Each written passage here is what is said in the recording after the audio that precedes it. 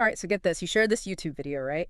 And it's all about Google's new text-to-video AI, VEO. Yeah. And they're calling it a Sora killer, which is, I mean, come on. Sora was like mind-blowing just a few months ago, you I know? know, right? It's wild how fast things are moving. Like 6 months ago, Sora was the big deal, and now? Now there's a new kid on the block. Exactly.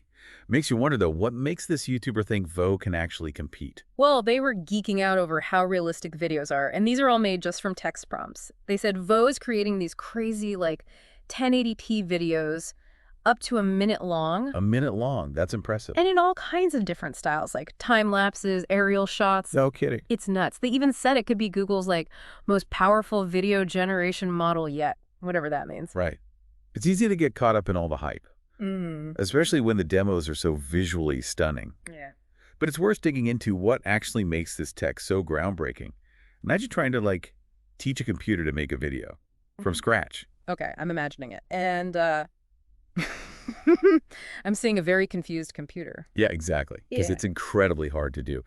But that's what these tools, VEO and Sora, that's what they're doing. It's like magic almost. Kind of. It's all powered by these things called, like, AI models. You can think of them as these crazy detailed instruction manuals. Okay, so the computer is reading the manual to make the video. In a way, yeah. The computer uses the models to understand your text prompts and then, like, translate them into visuals. Wow. And these models, they're trained on massive amounts of data, like tons of images and videos. Ah, so the more data the model has, the better the videos get. Like practice, right? Exactly. And the kind of data they use to train these models, that makes a big difference too. Mhm. You know, the YouTuber mentioned that VEO seems to be really good at, like, realistic stuff, like that clip of the woman opening a rock and inside there's another rock. I saw that one, and the lighting was so real. Right. But they also said that VEO kind of struggled with more fantastical prompts, like futuristic cities. Huh. So it's better at recreating what it's seen before rather than imagining something new. Makes sense, I guess. Yeah, if it's mostly been fed real-world stuff, it's going to be amazing at that. But ask it to come up with something totally new. That's different. That's really interesting. It makes you wonder where this tech is headed. Like, how do you go beyond just mimicking reality? How do you make these models, like, truly imaginative? That's a good question. And speaking of mimicking reality, the YouTuber could not stop talking about how real the lighting and reflections were. Oh, yeah. They even compared it to, like, RTX graphics cards, the ones gamers use for those crazy realistic lighting effects. Interesting comparison, because RTX graphics use something called ray tracing, which basically simulates how light works in real life, Yeah, bouncing off surfaces, reflections, shadows. exactly. So for VEO to even come close to that level of realism, it's kind of insane. It really is. And it wasn't just that one clip. There were tons of examples, like a woman turning her head and the light moving across her face, super realistic, and a cowboy riding into the sunset. A lighthouse with, like, huge waves crashing against it, I do love a good lighthouse shot. right? VEO seemed to handle all those dynamic scenes, no problem. And don't forget the Northern Lights time lapse. The way those colors shifted and moved, it was mesmerizing. It really was. You know, the YouTubers seem to think that VEO might actually be on the same level as Sora in some ways. Wow, that's a bold statement. Yeah. They kept comparing the two throughout the whole video. One thing they did point out, though, is that a lot of VEO's demos had this slow motion effect. What do you think? Is that like an artistic choice, or could it be like a technical limitation? That's a great question. It could be a deliberate stylistic choice, maybe to, hide any slight imperfections in the animation. Ah, I see. Or it could be that the models just need an insane amount of computing power to create video. Maybe higher frame rates are just too demanding right now.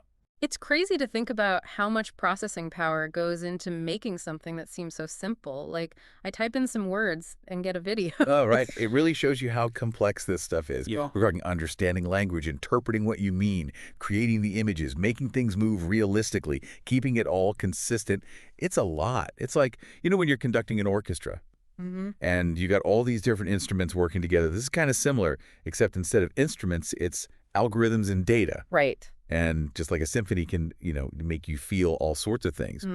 These AI videos, they could change how we tell stories. I like that. A whole new world of storytelling. And speaking of stories, did you see those snippets the YouTuber included from Google? They showed a more polished version of VEO's interface. Oh, yeah. Yeah, and they seemed pretty pumped about how it could, like, change filmmaking and just creative storytelling in general. For sure. And it's not just about, replacing the old ways of making videos. It's about making it possible for anyone to do it. Right. Imagine, anyone with an idea can suddenly create a whole film, a documentary, even just a fun little animation.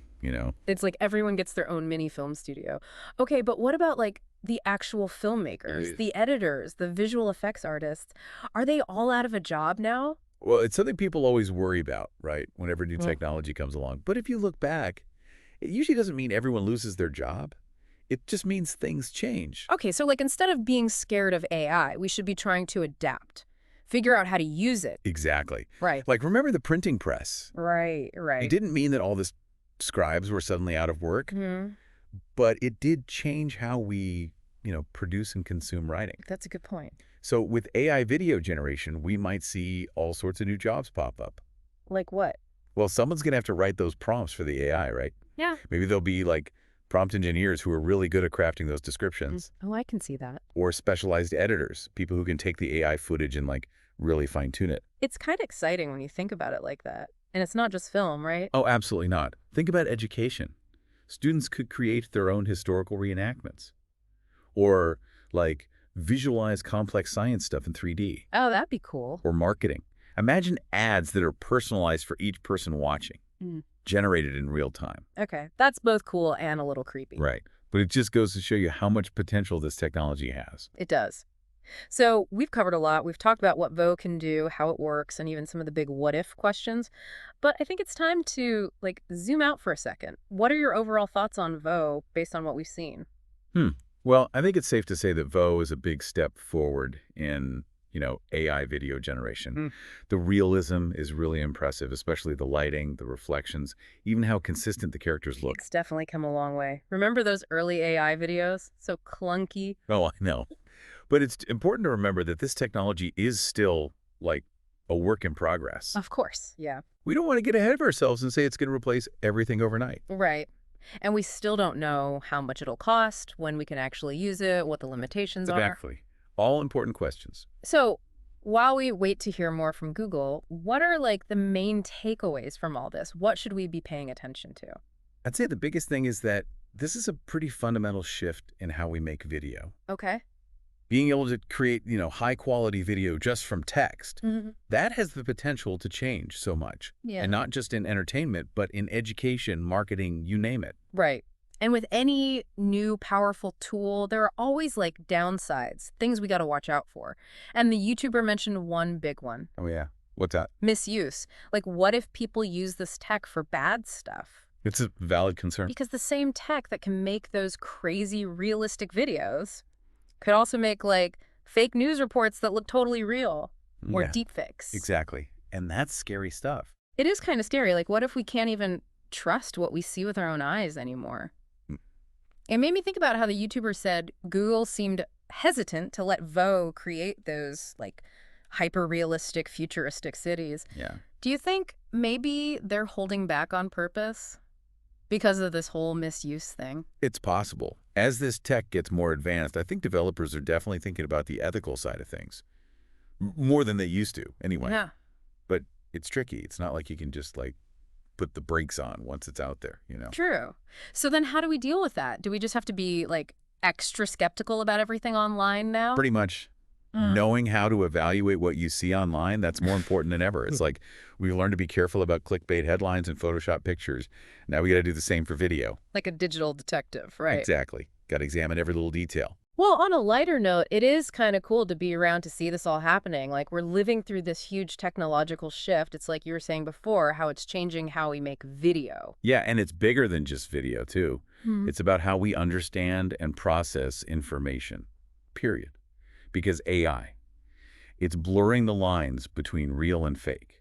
So for someone listening who's been on this whole deep dive with us, what's the one big thing you want them to walk away with about VEO and where all this AI video stuff is going? I'd say stay curious, but stay informed. This stuff is moving so fast, you got to keep learning, keep your mind open, but also be critical. Don't believe everything you see. Well said. Because this isn't sci-fi anymore, right? This is happening now. It is. And it's only going to get crazier from here. That's for sure. Thanks for diving into this with me. Anytime. This was fun.